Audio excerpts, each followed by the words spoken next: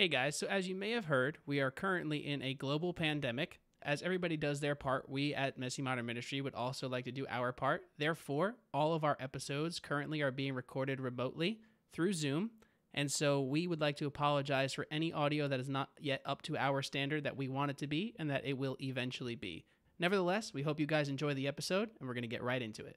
Welcome to Messy Modern Ministry, a resource where we equip leaders to navigate the ups and downs of ministry in our modern world. My name is Kristen. And I'm Joe. And we are so excited to have you join us today. On this episode, we have Pastor Mike Servello, lead pastor of Redeemer Church in Utica, New York. Welcome, Pastor Mike. Thank you. Good to be here. Excited to be part of your podcast. Thank you. We're so excited to have you. So first question, just tell us a little bit about how you got to where you are in ministry. I'd be happy to. Before I do, let me just say to everybody that's listening that I'm so proud of you guys and what you're doing. And I don't think there could be a better name for a podcast about ministry called Messy Modern Ministry. I mean, ministry is definitely messy, but proud of you, Joe. You know, obviously you're part of the family and watch you grow up and to see you become the man of God that you are and just kind of doing this and reaching out. It's a great privilege and a blessing to watch. And even with Kristen now becoming part of the family, it's a great thing. So for those of you who don't know and are listening, Mike is Pastor Mike. I call him Mike because we're just family, but Pastor Mike is my cousin. Joe's mother and my mother-in-law are sisters. So yeah, about me, I grew up in a pastor's home, but I would start my ministry experience or my calling back to when I was 14 years old. I had a radical experience with Jesus while I was reading my Bible. Most of the kids in my youth group in my church tire of hearing the story, but my father was a pastor. I went to a Christian school, was in Sunday school, went to every church service, had the Bible all around me. I had to memorize scripture verses for my Christian school, for my Sunday school. I was a good kid, never smoked, drank or chew, hang around those who do type of thing. Never had a rebellious phase. But when I was 14, I picked up the Bible and read it for the first time, not for an assignment, but because I was searching for God. I went through this, for lack of a better way of explaining it, this sense of if I died, I wasn't sure where I would go. Now, I had said a prayer when I was 5. I had spoken in tongues when I was 6. But when I was 14, there was this reality that if I stood before a holy God, that I just couldn't stand. And so it led me to pick up my Bible and read it. And when I did, I just came to this encounter with Christ. I understood what he did for me on the cross in a very simple way. And I got saved. That's where I consider myself having become alive. I start there because that put me on the trajectory of saying I want to dedicate my whole life to serving Jesus, which led me to go to Bible college. After I got out of Bible college, the Lord put me in a place that I never thought that I would be in.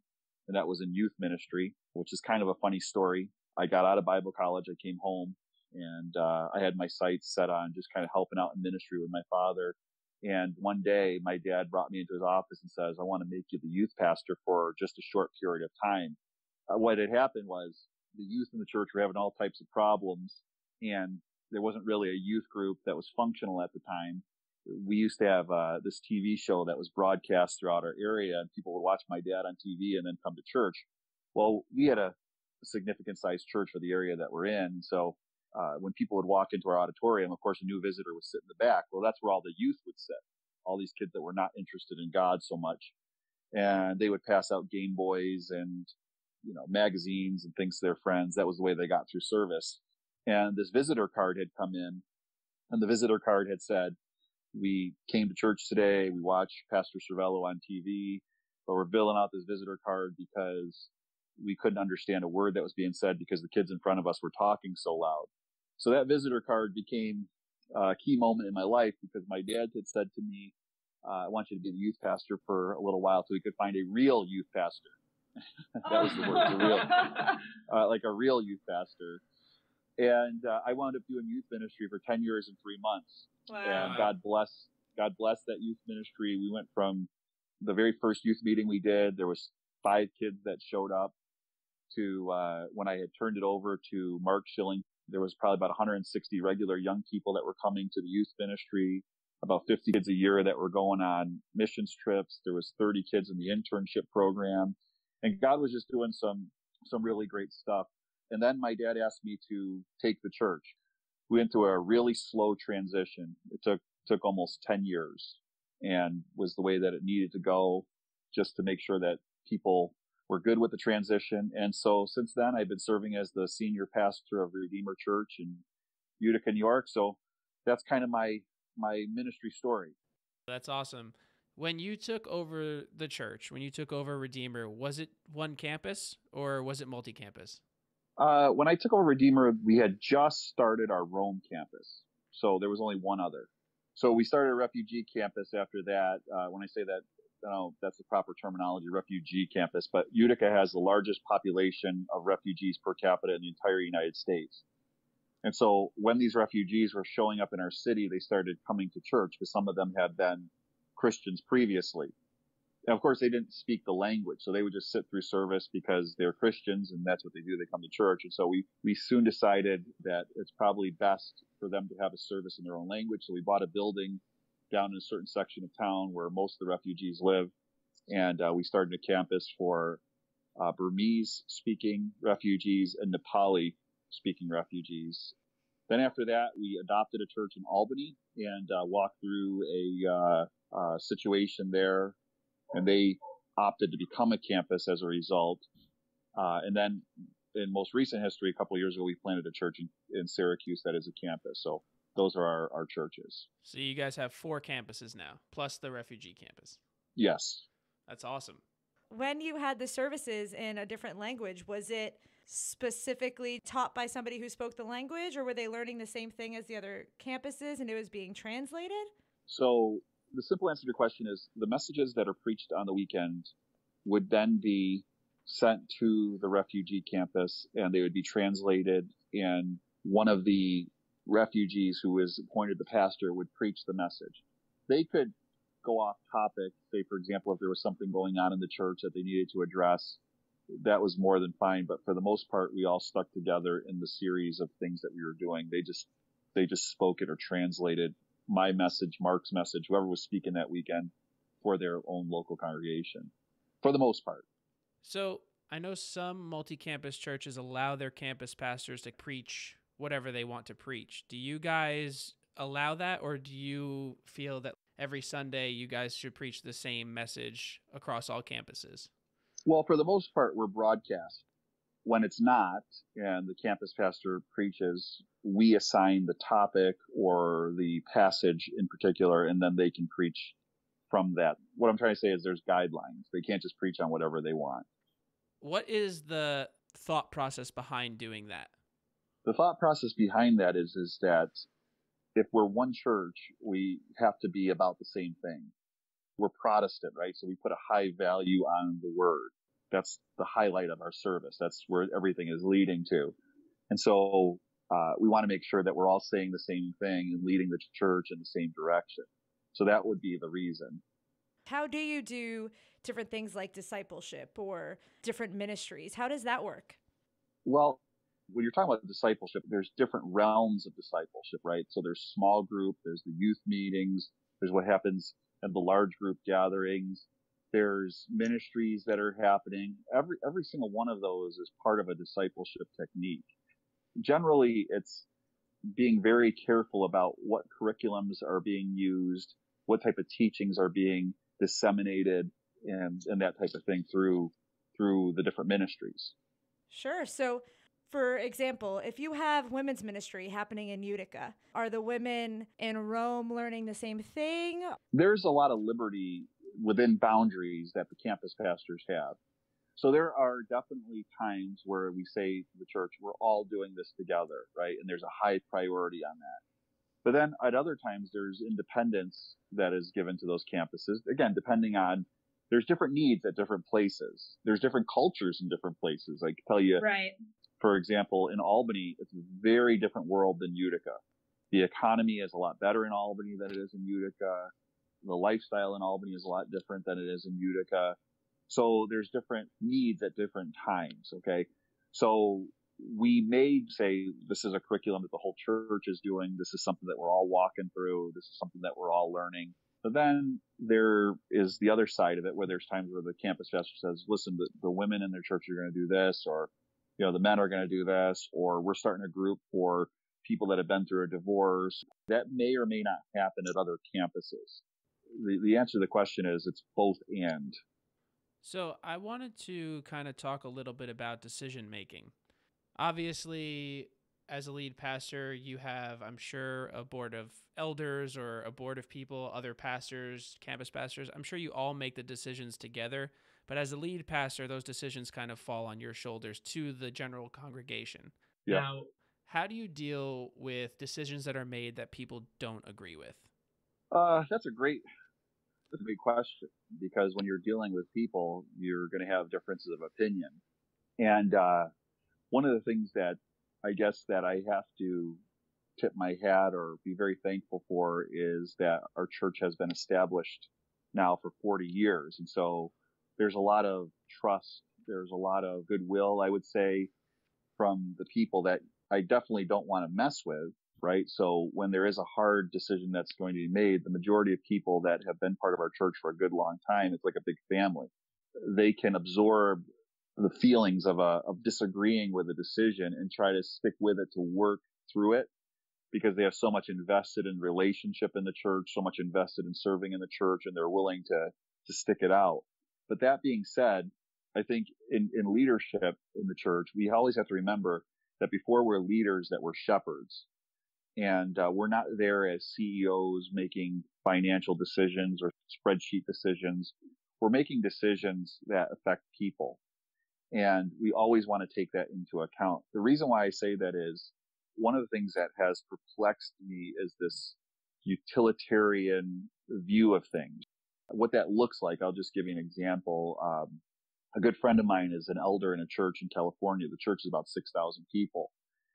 And they were reading some of these books that are out there about, cutting ministries that are not effective and simple church and all this type of thing. And so they just decided to start cutting ministries to streamline. And they never took into account that this church had been around for 100 years, the way that people felt about those ministries. They started looking at everything from a perspective that I would say is not healthy.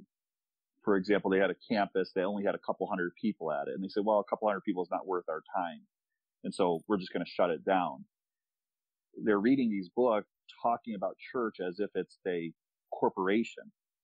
And so when it comes down to making hard decisions, I want to just make sure everybody understands, so I'm very clear on it. We always prioritize people. In walking that through, Joe had mentioned that I have an eldership, I have staff pastors. If there's a decision that's going to affect a lot of people or is going to be a hard decision, I would say that I want to make sure that I've given it full thought, have vetted it through proper spiritual people, and I have spent time in prayer on it. Here's a great example of this with this whole coronavirus. Well, now we start having to ask ourselves a question. We can't be shut down forever. I mean, well, I'm not even sure if this is biblical, what we're doing. I mean, the Bible clearly gives us a command, do not neglect the assembling of ourselves together, as is the habit of some. Churches have met through plagues in church history. I do know that during the Spanish flu of 1918, they closed in America for 3 weeks, but even 3 weeks was pushing it. And so, the decision has to start to be made. Like, are we going to come back to church? How is that going to happen? So we go from that place of like, look, here's how far we will go. Here's what we want to be looking for. We start looking at statistics in our area, hospitalizations, bringing it before the elders. Then we do open up part of the conversation that starts to happen is how do we keep people safe? So we've discussed things from, do we do temperature checks? Some of the elders, some of the staff people feel that's too invasive, but can we do that with volunteers? Yes, we'll do that with volunteers. All the children's ministry people will have to have their temperature checked. So we make a hard decision. We try to explain it to people, but at the end of the day, people have to see from the leadership, we have in the multitude of counselors, there's great safety. We have weighed these decisions. We've taken them seriously, and we're moving forward to the best of our ability. I'd like to say that I have been godly or perfect in all of my decision making. And I would tell you that I have not been. But what I'm going to tell you is that after you make a decision that you just kind of make on a whim and you realize how it hurts people, as you grow, you should be able to apologize for that and B, learn from it and bring it to the Lord and say, Lord, I want to lead your people how you would lead it. One of the scariest scriptures for me in the Bible, and I say this frequently, and I've said it through the years, is the Bible tells us to shepherd God's flock, right? We're not CEOs, we're shepherds. And it says this, because one day the great shepherd is going to appear, and he's going to hold all of us under shepherds accountable on how and what we did to that flock. And that's very, very scary. And I think obviously we love God and we serve him, and God is a good God. He's our Father, but we revere him, take that very, very seriously. And we want to live to please him, to honor him, for him to say, well done, good and faithful servant. As people in a church, you have to trust that your leadership is not necessarily making all of these decisions on a whim, right? Like if everybody in the congregation knew all of the conversations that were had, all of the research that was done, all of the counsel that people looked for, they maybe would be a little more understanding if they are not necessarily in agreement with the decision being made. That's true, because all they get is the final decision, right? Totally. And I'll give you a real life scenario where people didn't know, or a situation, and it cost us. I had to fire one of our staff members one time. He had some unique issues that needed confrontation, and I personally, which, let me back up, for the size of our church and the amount of our staff, generally speaking, if you make it to my desk and I'm having to confront you on an issue, it usually will end right there. Okay, so people understand the seriousness of it. Well, this situation wound up on my desk and in my office, and I lovingly talked to this person and tried to correct them on it. Well, it wasn't more than 2 months later that I'm still having the same reports on this issue that's happening. So I got together with this person again, and I basically said, listen, I've never had the experience where I've talked to someone twice. What's going on? While they were kind of humble and apologetic in the meeting, they went from there, and the issue started happening again a few months later. So finally I sat down with the person again, and this time with another pastor, and I said, listen, this is my third time talking to you. I'm just going to tell you, it's over with. Like, I'm not going to have this conversation again. I can't even believe that I'm having it again. I don't know what to do, Well, again, forward 3 months, another major thing happens. I'm not a CEO. Okay, I'm a pastor. I'm trying to figure out this doesn't make sense. Like, why is he doing this? So I'm thinking he's probably got some larger issues in his life that really needs to be dealt with. So when I met with him the fourth time, I said, look, we've gone through this. I'm stepping you back from ministry for a month, and we're just going to try to deal with this issue. Okay. And in the meantime, I called the counselor. And I said to this counselor, I said, listen, I really need your help. Here's what's going on. I've talked to this guy 4 times. Normally, what the standard rule book would be, at the third time, he should have been fired. I'm not even willing to fire him after the 4th time because I love him and I want him to succeed here. But I need your help. So I brought this counselor in. The counselor actually is from St. Louis. The church actually paid for this counselor to come in from St. Louis to meet with this guy and try to diagnose the problem. So he met with him over 2 days. At the end of the 2 days, the counselor said to me, Mike, you should have fired this guy months ago. And I went through the whole thing of like how, I love this guy and I just wanted to work with him. He goes, I understand that, Mike, but the issues that he has, he cannot deal with while he's in ministry. He has to be let go. So what happened was I wound up having to fire him. Now, when I did that, because we had just stepped him down from ministry, they thought we only had one conversation with him, and then we fired him. They didn't know that we had had multiple conversations over a year that led to this. Because again, like I said, we have a lot of goodwill in our church. People know us. People have walked with us. They give us the benefit of the doubt, but they couldn't see any other scenario than the fact that we just talked to him, we stepped him down, then we fired him. And I'd do something that I really didn't want to do. And I had to say, look, I didn't get all the details of what was going on in the guy's life. I'd say, listen, I started dealing with this back last March. Okay, last March. This meeting, by the way, is happening in February of the following year.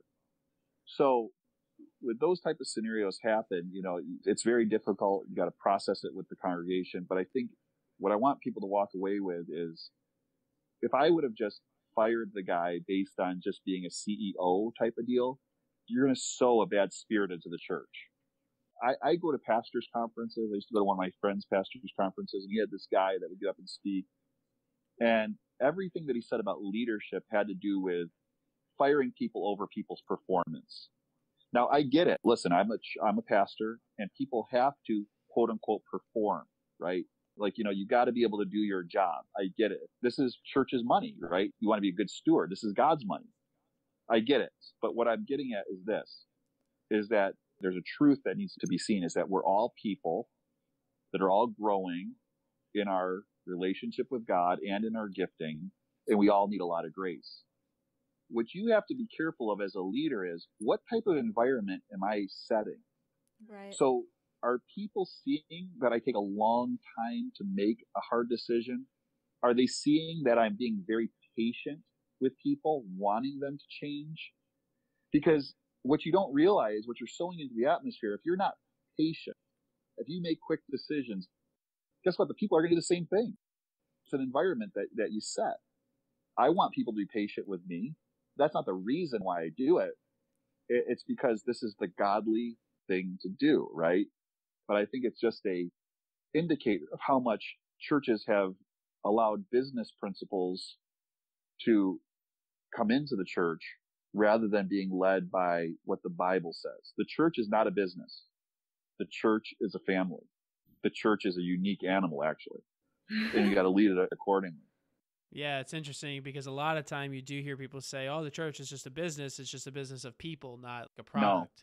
No, and it's not. And what you're saying is so true, because it's not. Yes, there's finances involved and there's people on staff, and there are some aspects of business, but it is not a business in its core. I think that's important for people to understand. Yeah, absolutely. We have a decent sized church, so I get it. I get decisions have to be made. We're making land purchases. We have contracts with daycare that rents part of our church. We have tons of different things going on. I get it. But the church is not a business. It is not a business.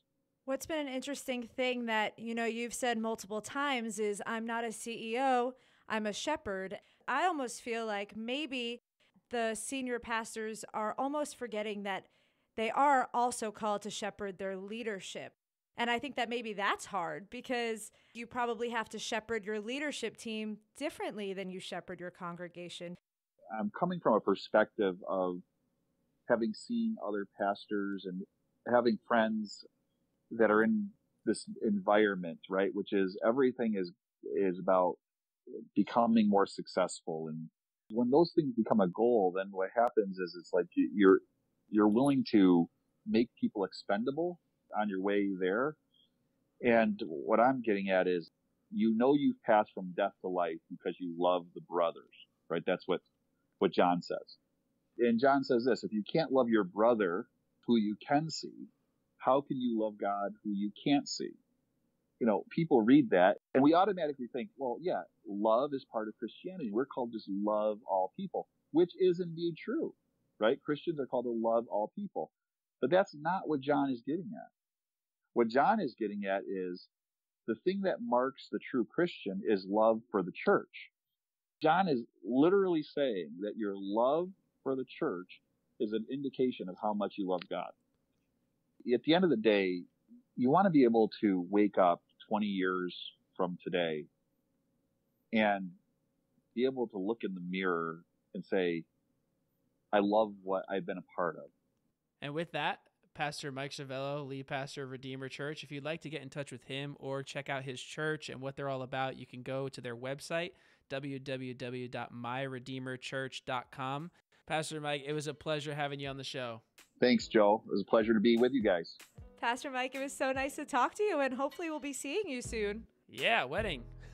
Can't wait to see you guys after all this coronavirus stuff is in the past here. Hey guys, thank you so much for listening to this episode. If you want to hear more, make sure you subscribe.